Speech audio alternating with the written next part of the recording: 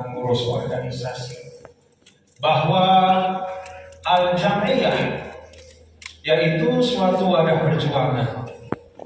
Bahkan tidak hanya al-jam'iyah, bahkan al-fikrah yaitu suatu ide. Dia harus digulirkan, harus dibawa oleh kader-kadernya, harus bergerak kadernya dari tempat yang satu ke tempat yang lain. Dia bawa ide dan gagasan itu. Dia bawa semangat perjuangan itu. Dia bawa nilai-nilai perjuangan organisasinya. Itulah yang akan menyebabkan organisasi dan ide perjuangan itu insaha Allah. Dia akan tetap hidup. Dia akan tetap diingat dan bahkan diamalkan. Maka Jam'iyah NWDI ini oleh kita semua para pengurus organisasi, termasuk juga anak-anakku para santriwati. Organisasi NWDI yang didirikan oleh Al-Maghfurullah Maulana Syekh itu bukanlah sesuatu yang merupakan jamin, sesuatu yang jaman, suatu benda mati, tidak. Dia adalah sesuatu yang hidup. Karena Jam'iyah ini ada asas fitrahnya, ada pemikiran, ada nilai-nilai perjuangan yang melandasinya. Sama seperti Ananda sekarang belajar di Nurul Haramain. Jangan memaknakan Nurul Haramain ini hanya sekumpulan gedung atau tanah-tanah yang ditanami kangkung atau air yang dilepas di situ di tengah-tengahnya ikan beragam macamnya. Tapi Nurul Haramain itu fikrah, suatu gagasan untuk membangun umat. Nahdlatul Watan Diniyah Islamiyah, gagasan untuk membangun umat. Nurul Haramain, gagasan untuk membangun umat. Demikian pula pondok-pondok kita yang lain. Karena gagasan ini harus diperjuangkan, harus disuarakan, maka kita harus bergerak, berjuang bersama-sama. Banyak pelajaran bapak-bapak dan ibu, hal-hal hebat di dunia itu ditelan oleh sejarah karena tidak ada yang sanggup memikul ide dan gagasan itu. Dulu ada seorang faqihul Madinah namanya Al-Imam Al-Laits Ibnu Sa'ad.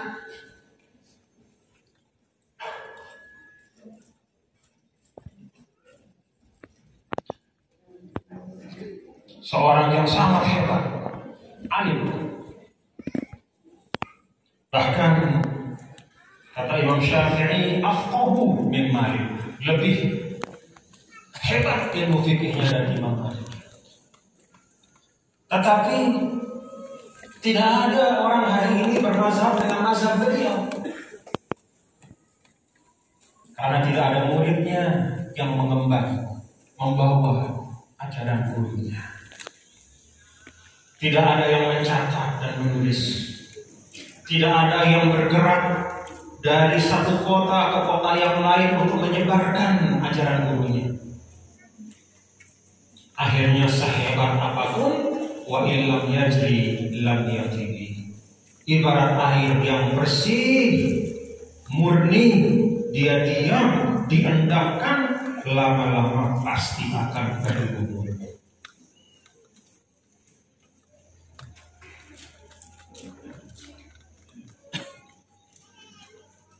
Karena itu saya mengajak kita semua, mari hal-hal baik yang ada pada kita di Jam'iyah kita. Demikian juga para santriwati Nurul Haramain, hal-hal baik yang dipelajari di pondok pesantren ini jangan hanya sekedar menjadi penghias majelis saja.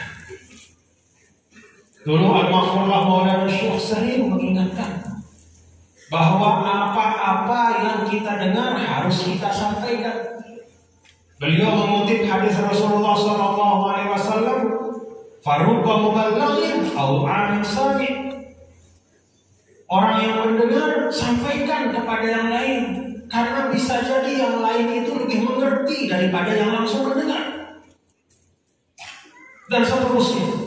Sehingga tersebar ajaran kebaikan itu. Dan inilah salah satu yang dulu para ahli sejarah membaca dari perjalanan panjang Nabi SAW dengan para sahabat beliau. Mengapa Islam bisa tersebar ke seluruh dunia, melewati batas-batas sekat, suku, bangsa, bahkan samudra? Karena ada orang-orang yang ikhlas berjuang membawa ajaran itu. Itulah para sahabat Nabi besar Muhammad SAW. Bertentangan dengan prinsip-prinsip agama, beliau ambil sebagai sesuatu untuk melengkapi perjuangan. Bahkan Al-Mahfurullah Maulana Syekh tidak hanya sekadar mengambil sesuatu yang baik dari luar. Dengan terbukanya pikiran, cara berpikir beliau, mencari jalan-jalan yang lebih baik untuk berdakwah. Bahkan tidak hanya itu, Al-Mahfurullah Maulana Syekh juga menjadi pelopor di dalam banyak kebaikan. Ini yang kedua yang ingin saya sampaikan kepada kita semua. Taharruku. Pertama bergerak, berjuang. Lalu yang kedua, ambillah zimamal mubadarah. Jadilah pelopor di dalam hal-hal yang baik. Nabi ingatkan, tidak pantas umatku ini, kata Rasul, imma'atan, menjadi pembebek. Apa itu pembebek? Hanya sekedar mengikut apa yang orang lain lakukan. Bahkan kadang saking demennya membebek, dia sudah tidak bisa membedakan mana yang perlu dia ikuti dan mana yang harus dia tinggalkan. Semua yang dia lihat dia ikuti. Dia tinggalkan bahkan hal-hal yang baik. Al-adatul hasanatul mawrusah dia tinggalkan. Adab-adab, kebiasaan-kebiasaan yang baik dia tinggalkan. Dia pilih untuk mengambil hal-hal baru yang fiha mafasid wa madhar. Di dalamnya justru banyak kemudaratan dan kehancuran. Maka yang kedua, apabila simam al-mubadarah, jadilah pelopor kebaikan di tempat masing-masing. Tadi saya diajak oleh Tuan Guru Hasanain melihat ini bagian dari mubadarah, kepeloporan yang baik. Dan Islam membuka pintu-pintu kebaikan itu tidak ada batasnya. Bahkan bagi yang mengawali sesuatu yang baik, yang belum pernah dilakukan persis seperti itu, dia memulainya. Man sanna fil Islam sunnatan hasanah falahu ajruha wa ajru man amila biha ila yaumil qiyamah. Siapa saja yang mempelopori suatu kebaikan, di desa antar, di narak dengan berhizib misal, terus Sida sebagai kader LWDI mulai membuka majelis hizib. Datang satu orang, datang dua orang, terus bulan depan, tahun depan, 5, 10, 15, 20, 30. Maka Sida di tempat itu adalah orang yang mempelopori kebaikan. Masuk dalam hadis yang tadi. Man sanna falahu ajruha wa ajru man amila. Siapa yang mempelopori suatu kebaikan di suatu tempat yang semula tidak ada orang melakukannya, dengan sebab dia mengawali, lalu orang mengikuti, kata Nabi, yang pertama itu mau pahala, dia dapat pahala yang dia lakukan sendiri dan pahala dari orang-orang yang mengikuti apa yang dia lakukan. Ila yaumil qiyamah. Itu termasuk amal jariah. Karena itu tidak ada kata keterbatasan untuk semua bapak-bapak, ibu-ibu kita semua. Dalam lingkup kita masing-masing. Anak-anakku para santri, kalau kalian bisa mempelopori suatu kebaikan di kelas kalian yang belum pernah dilakukan oleh teman yang lain, kalian yang pertama, lalu kalian ajak yang lain, itu jadi amal jariah. Masuk dalam hadis yang tadi.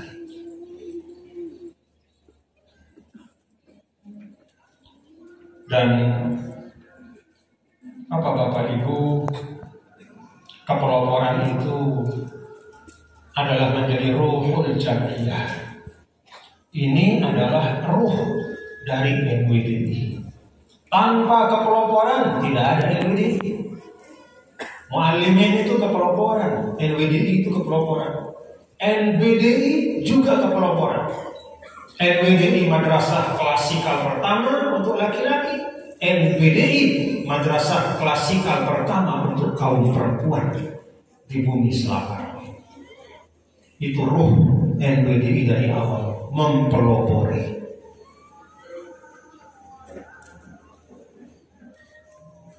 Yang ketiga, bapak-bapak dan ibu-ibu, hadirin-hadirat sekalian, kesempatan hari ini kita semua berada pada bulan Rabiul Awal. Mari kita perbanyak mengingat Nabi besar Muhammad SAW. Banyak sekali ayat-ayat Al-Quran menyebut, menjelaskan tentang beliau. Di antaranya adalah 2 ayat terakhir dari surah Taubah, yang juga Al-Maghfurullah sering meminta kita untuk membacanya dan mengamalkannya. Karena dalam 2 ayat ini ada penjagaan, ada benteng batin terhadap segala macam fitnah. Kalau kita sedang dapat hantaman, sedang dapat fitnah, sedang dapat cobaan, baca 2 ayat ini. Al-Maghfurullah sering sampaikan. Bahkan dulu kita diijazahkan. Apa 2 ayat itu? Laqad ja'akum rasulun min anfusikum azizun 'alaihi ma 'anittum harisun 'alaikum bil mu'minina raufur rahim. Fa in tawallaw faqul hasbiyallahu la ilaha illa hu 'alaihi tawakkaltu.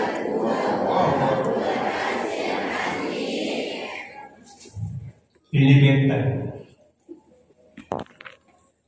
Sudah azan? Memang ingin kita bahas, yang ingin saya sampaikan pada sore hari ini. Jadi 2 ayat yang tadi kita baca bersama itu menggambarkan sebagian kecil dari akhlak Nabi kita, Nabi besar Muhammad SAW. Dan akhlak Nabi dalam ayat-ayat ini bukanlah akhlak yang sifatnya pribadi, yang menyangkut rajin sholatnya beliau, yang menyangkut rajin puasanya beliau, yang menyangkut rajin zikirnya beliau. Tetapi sifat-sifat Rasulullah SAW dalam 2 ayat ini adalah akhlak Nabi bersama dengan sahabat-sahabatnya dan orang-orang yang ada di sekitar. Ada 3 hal yang disampaikan oleh Allah. Seperti apa Rasulullah SAW dalam muamalah beliau. Ketika beliau keluar dari rumah, jumpa dengan sahabatnya atau jumpa dengan orang Madinah secara umum. Azizun alaihi ma'an.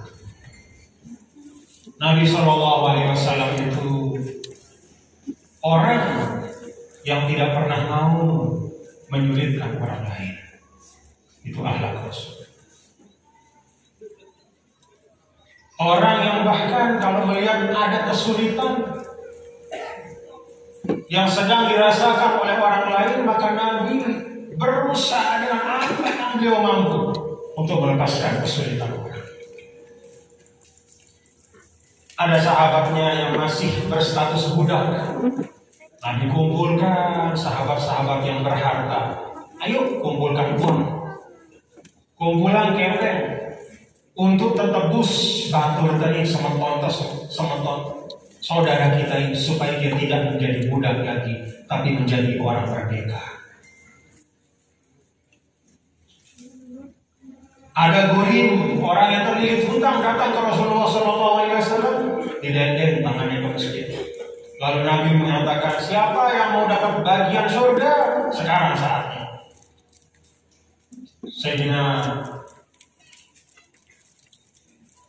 Abdurrahman bin Auf angkat tangan langsung. Tiang milih ya Rasulullah. Kata Nabi, bayarkan hutangnya. Bagimu surga, bayarkan. Itu akhlak Nabi yang mulia di saat Muhammad.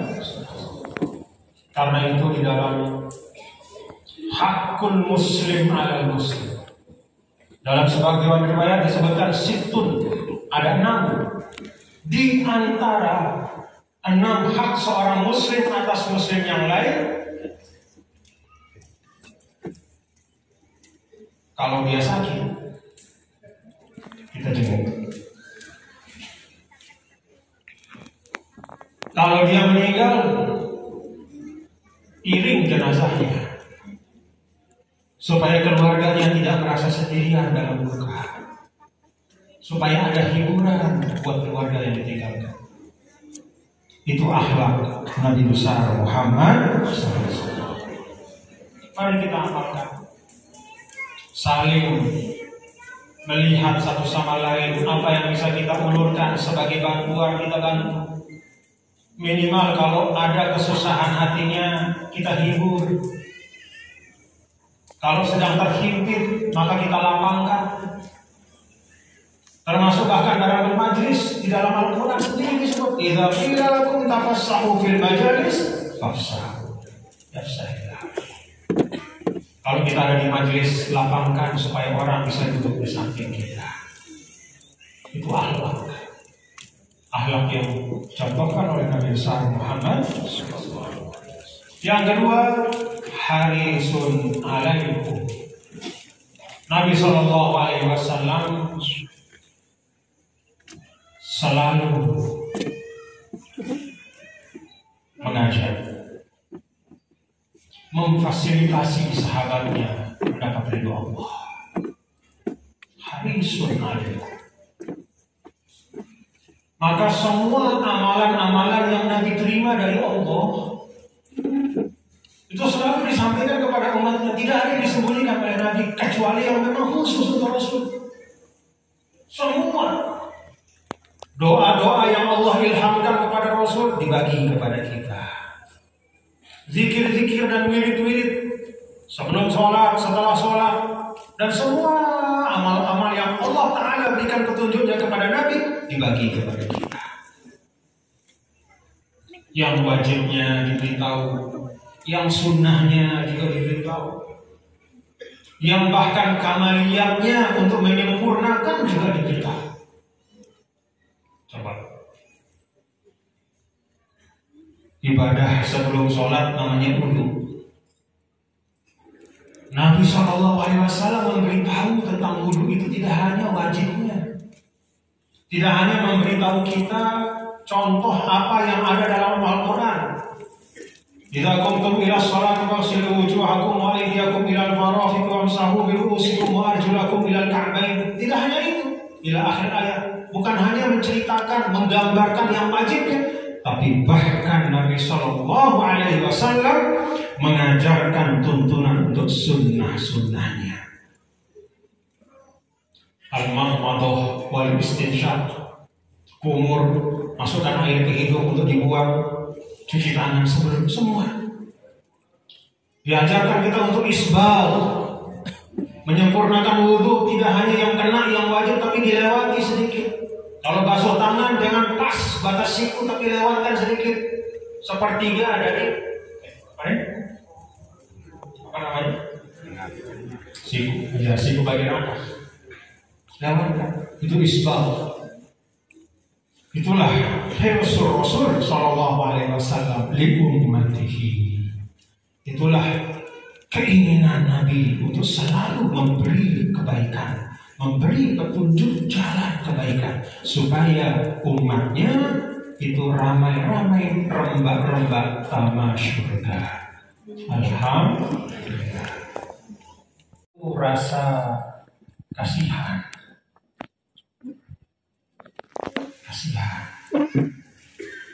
Jadi kalau kita kasihan sama orang, apa bahasa Lombok Barat kasihan? Periak. Kalau sida mudah periak, bagus. Bes mudah periak, coba angkat ini. Mudah periak kita dengar, bes. Bagus loh, bagus. Itu sifat Nabi, periak, rofah, periak. Yang paling bahaya orang sih tidak begitu periaknya. Kita dengan bontong naik dari dia. Kita dengan terik motor aneh apa namanya? Telabah, kopak, bocor otak dengan rere, pantun, syuting, tamang medsos. Menolong tidak dengan tangan, apalagi dengan membantu uang misalnya, ditonton. La tunza'ur rahmatu illa masyarakat. Itu manusia si celaka manusia. Jadi untuk periak alhamdulillah. Periak sih dulu. Periak sih kita kan dengan laku dagangan. Periak atau rere? Tentunya. Sida berdagang. Arah batu di samping ke berdagang. Sida buit dagangan deh. Iya di negara si belanja. Periak apa deh?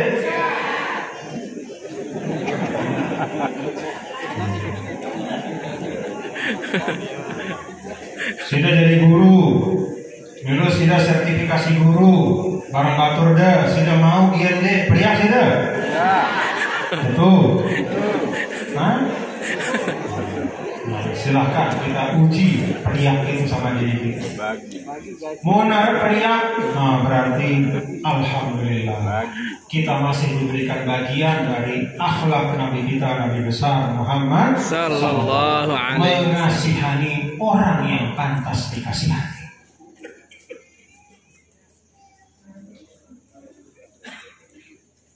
Dan dengan rasa mengasihani itu kita bisa membantu.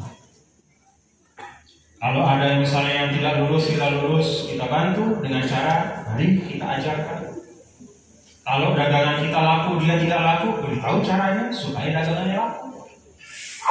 Dan seterusnya. Rasa syafaqah, rofah, rahmah itu akan taba'athu alal musa'adah, akan menjadi pendorong untuk membantu. Dan umat Rasul apabila saling membantu akan lahir kekuatan umat. Itulah akhlak Nabi kita, Nabi besar Muhammad sallallahu alaihi wasallam.